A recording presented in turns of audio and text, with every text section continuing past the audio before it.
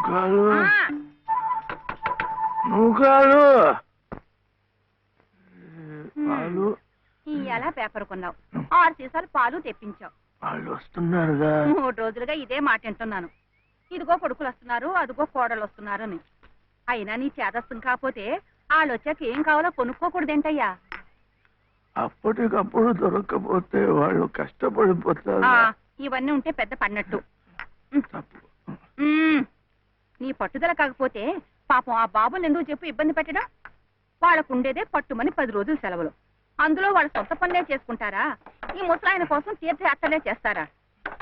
పోనీదేమన్నా దగ్గర దాపా? అబ్బా ఏంటిది? దారిలోనా పెట్టేది. ఆ పెద్ద అబ్బాయి ఏమో అక్కడెక్కడో జబ్బల పూజించి రావాలి. ఆ రెండో అబ్బాయి ఏమో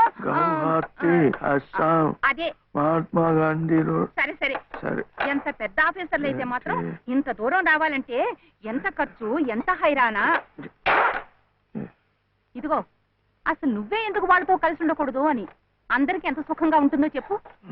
నేను వెళ్ళను. ఏ ఎందుకని? వెళ్ళను అంటే వెళ్ళను అంతే. ఇదిగా నువ్వు కాలు ఇది వచ్చి పట్టుకో, లేకపోతే ఆ వాటిలో పడిపోతాను. ఇప్పుడెందుకు? గిన్నెలు ఏ తీసి చాలవా? అందులో చిల్లులు ఉంటే ఎందుకు అరుస్తా? పడితే నేనేగా.